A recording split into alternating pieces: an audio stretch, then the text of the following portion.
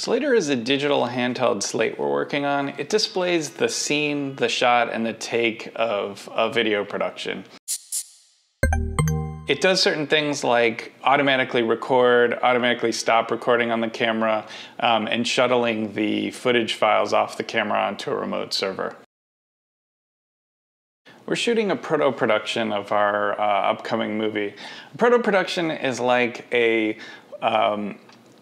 it's basically like a test shoot. We shoot the full movie, but on basically no crew. So it's the final cast, but there's no crew. And the idea is to produce something that is very cheap, that we can see the story and the performances of the actors, but not spend a whole lot of money, basically 5% of the total photographic budget. And in doing so, we need to basically collect thousands of video clips. So a movie typically has around 2,000 shots, with each shot taking about, I don't know, three to five takes. That's at least 6,000 shots that we have to collect. So we have essentially two problems. We need to make sure that we collect every single shot that we need. And two, we need to make sure that when we collect those shots, they're organized. In a typical production, you have a script supervisor who basically works through the entire script to make sure that you get all those shots. And then you have the second AC who writes all the information down on the old school clapperboard. And so this script supervisor will call up to the second AC saying, hey, this is the scene, the shot, and the take that we're on, hoping that they get all that information right when they clap the board in.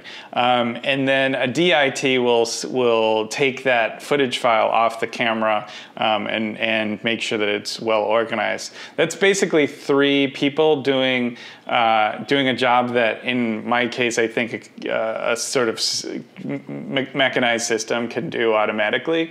And particularly in my case for this proto-production, it's just me and a camera, so I need to build something that kind of helps me out so that I can one-man band it. All our shots are laid out using Storyboarder, but specifically Shot Generator. So we know every shot that we need to shoot, specifically like the top-down camera diagram, all of the camera configuration, and even those shots in order. We have an animatic of the entire movie. So we built a thing called Shot List Server, which essentially takes all of the shots from Storyboarder, exports them into this thing called Shot List Server. And it's essentially like a Raspberry Pi running SQLite and Node that contains all of the shots in order. And so you can change the order, you can make a schedule.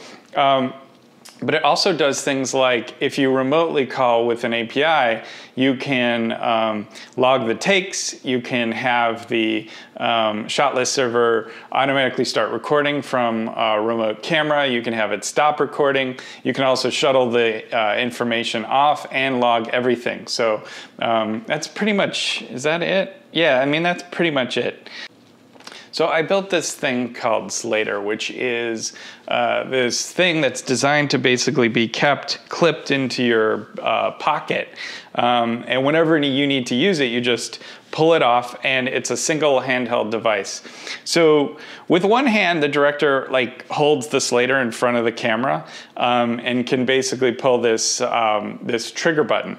And when the trigger button is pulled, that goes into sort of a ready state. So a orange flashlight will sort of phase, and it'll make a sound, and it'll say something like "Scene 3, Shot 4, Take 8, ready," and then the camera will start recording.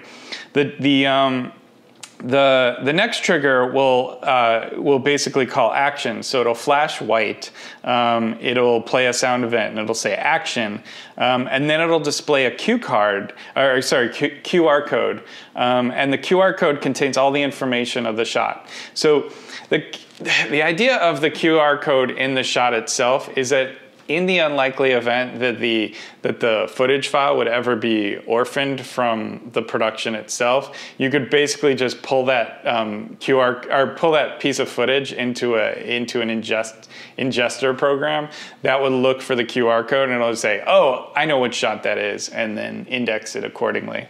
So while you're recording, Slater will pulse like a dim red light, and when the take is complete, the director can basically pull the trigger or press stop recording on the camera, and it'll do basically the same thing, and the Slater will call cut. At that point, it will log the take into the shot list server, and it will also automatically copy the footage file from the camera off the camera onto like a remote server.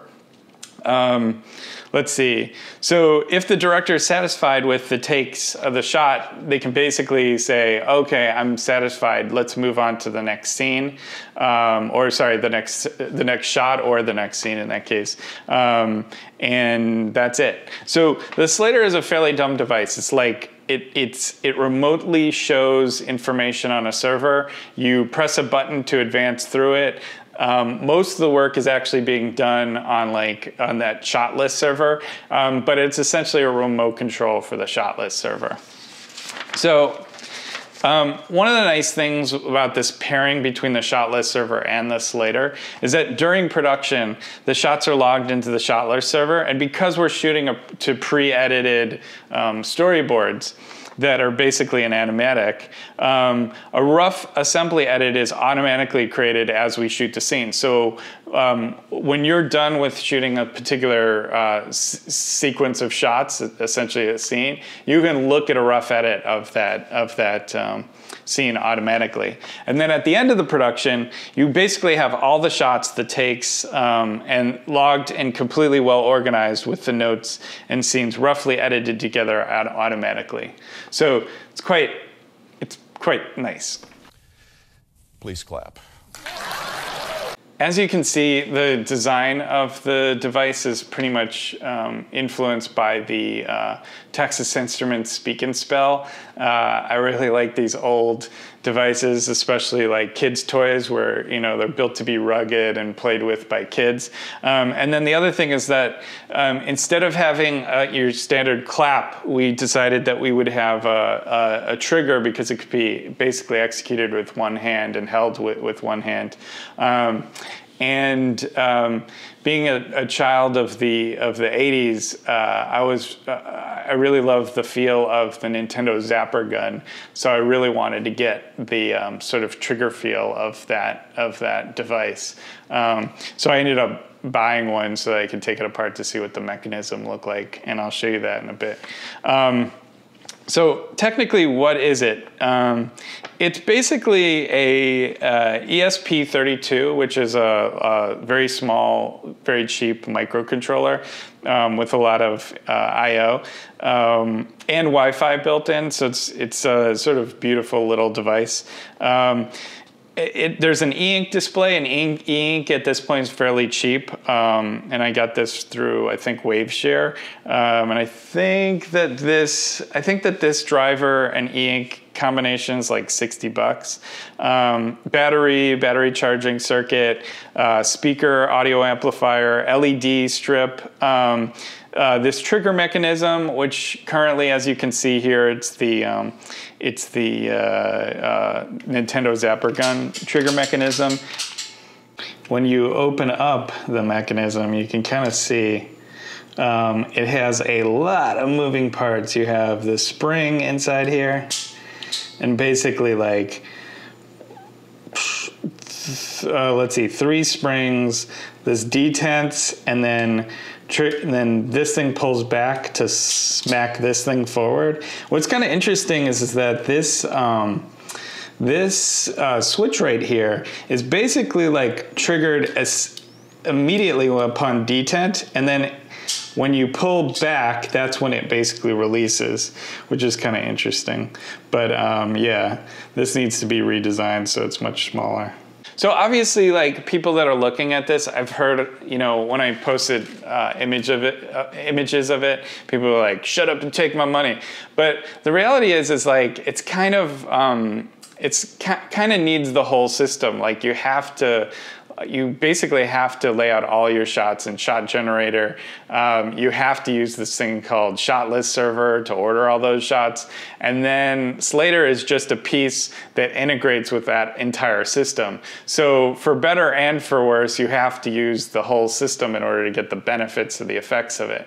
I suppose that in the future we could make Slater be much more of a standalone device where you just increment and decrement, and all it does is essentially like show the information on an e-ink screen, and then log those takes as you're doing it on like an SD card or something like that, and that would be quite cool.